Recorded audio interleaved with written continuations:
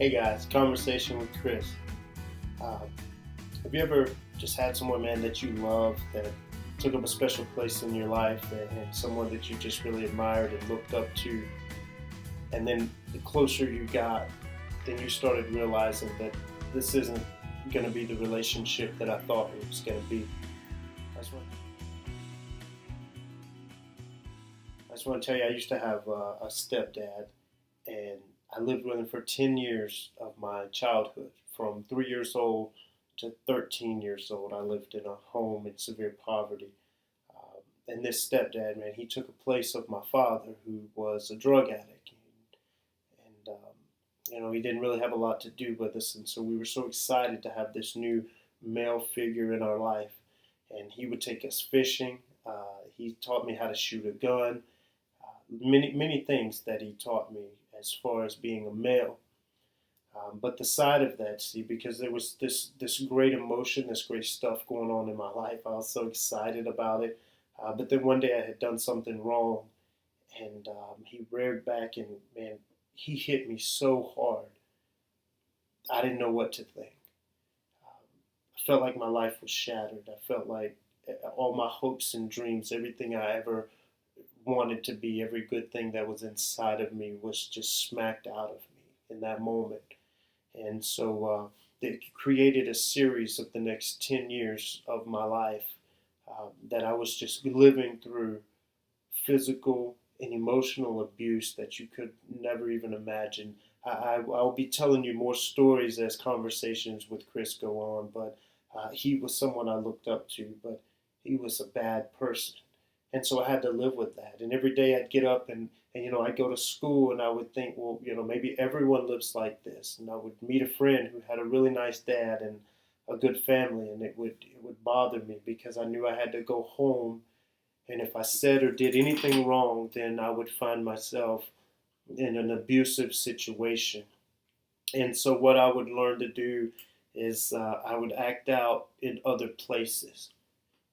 Why am I telling you that today? Because you never could have convinced me in those moments of my life that God was on my side.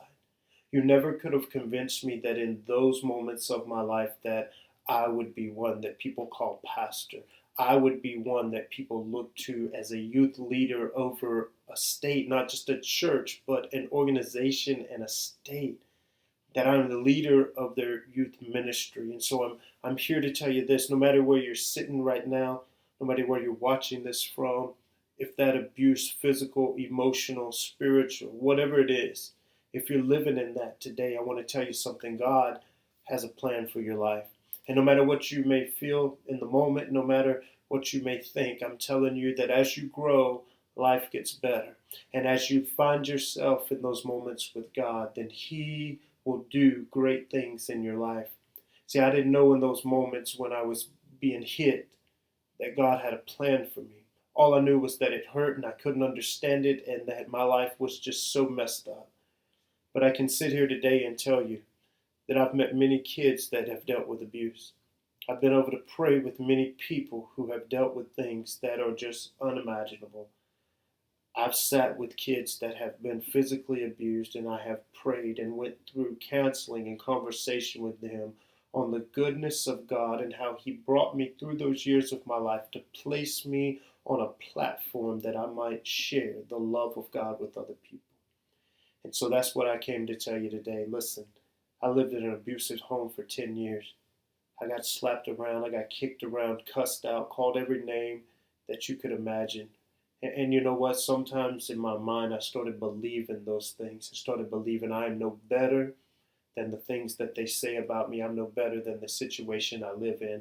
But as I kept growing in God, as I kept showing up to church, God put something in my heart, He put something in my mind, and He completely transformed me into where I can sit here today and I can smile and I can tell you that He loves you, that He cares for you, and no matter the situation that you're finding yourself in right now, the sovereign God of heaven has a plan for you. And if you would just look up to Him and cry out in those darkest moments, cry out when it hurts the most, let Him know, God, I love you, but I'm hurting and I don't know if I'm going to make it through this situation. And when you do those things, the years will go by, and the God that comes and lives inside of you will transform your life into something you never thought possible. I'm not just speaking to be on a video, I'm speaking from experience. I lived it every day of my life, and God lifted me out of it. He can do the same for you. I pray that you find comfort in it.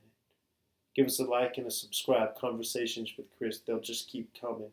Stories of my life, from poverty to pastorate, right? From the backstage, from the backwoods to the front, to a platform, to a place where I can stand up and proclaim the goodness of God.